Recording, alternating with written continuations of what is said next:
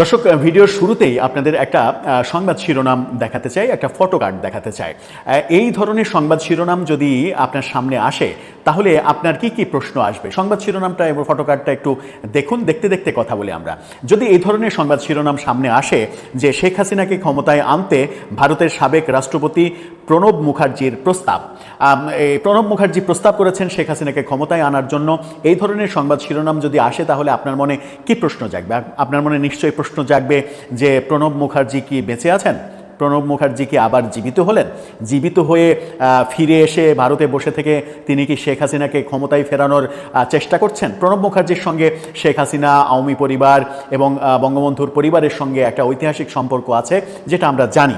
সেই কারণে প্রণব মুখার্জি, একটা আওয়ামী প্রসঙ্গ আসলে, শেখ হাসিনা প্রসঙ্গ আসলে প্রণব মুখার্জি একটা ইন্টারেস্টিং এবং গুরুত্বপূর্ণ আলোচনা। কিন্তু সংবাদের শিরোনামটা আপনাকে কনফিউজড করবে, কিন্তু বেশিক্ষণ আমরা কনফিউশনে আপনাকে রাখতে চাই না। এই কনফিউশন দূর করব এই ভিডিওতেই, যে প্রণব মুখার্জি কিভাবে শেখ হাসিনাকে ক্ষমতায় আনার প্রস্তাব করলেন। থাকবেন পলিটিক্স টিভির নিয়মিত আয়োজনে।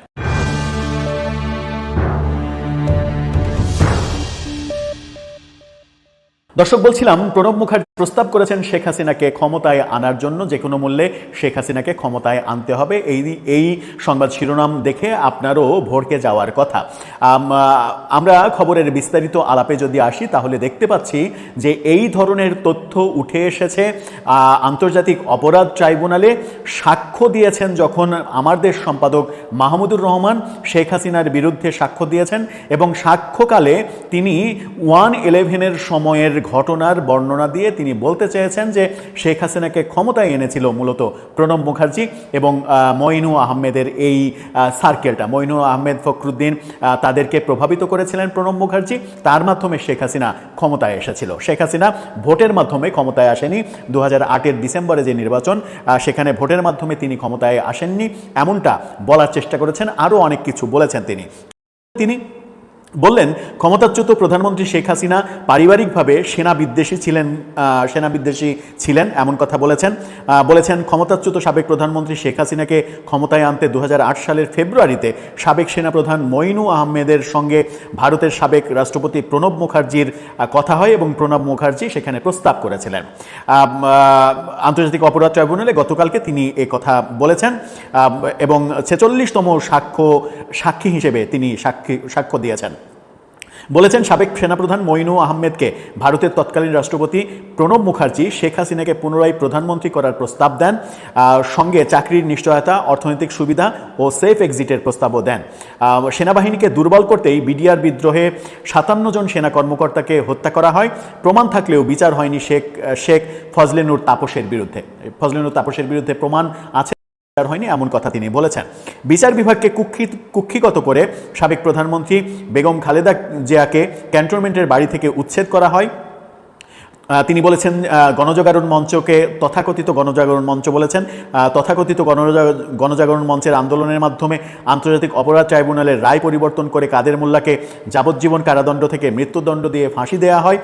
সাক্ষ্য গ্রহণের এক পর্যায়ে মাহমুদুর রহমান ট্রাইব্যুনালকে বলেছেন, শাপলা চত্বরের গণহত্যার পুরস্কার স্বরূপ বেনজর আহমেদকে আইজিপি ও জিয়াউল হাসানকে মেজর জেনারেল ও আজিজ আহমেদকে পদোন্নতি দেওয়া হয়। এই তথ্যগুলো তিনি দিয়েছেন। অর্থাৎ মোদ্দা কথা, তিনি মূলত যেটা বলতে চাইলেন সেটা হচ্ছে যে বিএনপি সরকারের 2006-এর মেয়াদ শেষে অনেক কাণ্ড ঘটেছিল। তারপরে 2007-এ 1/11 আসলো। 1/11 আসার পরে বিএনপির কোন কোন কর্মকাণ্ডের কারণে 1/11 এসেছিল সেগুলোও আমরা জানি। 1/11 সরকার নিয়ে নানা রকমের বিতর্ক রয়েছে।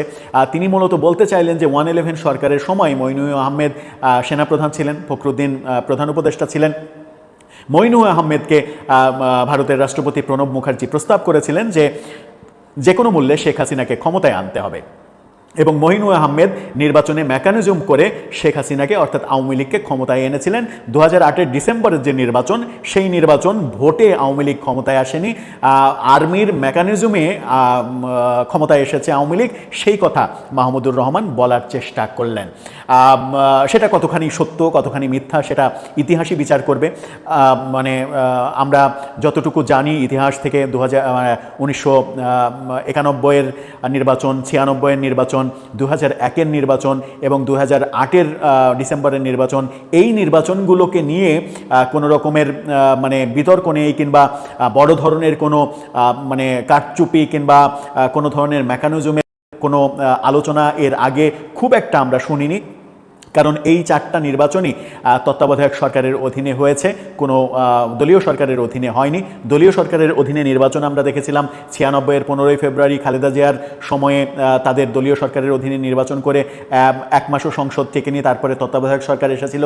এরপরে শেখ হাসিনা ক্ষমতায় আসার পরে 2014 এবং 2018 এবং 2024 এই 3টা নির্বাচন দলীয় সরকারের অধীনে হয়েছিল বলেই এই 3টা নির্বাচন এবং বেগম খালেদা জিয়ার সময়ে বিএনপির সময়ে ওই নির্বাচন, এই 4টা নির্বাচনকে বিতর্কিত নির্বাচন হিসেবেই আমরা মূলত ইতিহাস থেকে জানি। এখন মাহমুদুর রহমান তিনি যেহেতু বাংলাদেশের খুবই গুরুত্বপূর্ণ একজন মানুষ এবং এই সরকারেরও খুব কাছের মানুষ, আমার দেশ পত্রিকার সম্পাদক, এক সময় তিনি সরকারের আমলা ছিলেন, আওয়ামী লীগের সময় নানা রকমের নির্যাতনের শিকার হয়েছিলেন, সেগুলো আমরা দেখেছি, আদালত চত্বরেও মারধরের শিকার হয়েছিলেন, নানা কারণেই তিনি আলোচিত। তিনি যখন বলছেন যে 2008-এর নির্বাচন আর্মির মেকানিজমে হয়েছে এবং আর্মি শেখ হাসিনাকে ক্ষমতায় বসিয়েছিল, সেহেতু এই ব্যাপারটা হয়তো ইতিহাসে অনেক দিন গবেষণা হবে, পর্যালোচনা হবে এবং ইতিহাসই সিদ্ধান্ত নেবে যে 2008-এর ডিসেম্বরের নির্বাচনটা মানে ঠিক হয়েছিল নাকি মেকানিজম করে আওয়ামী লীগকে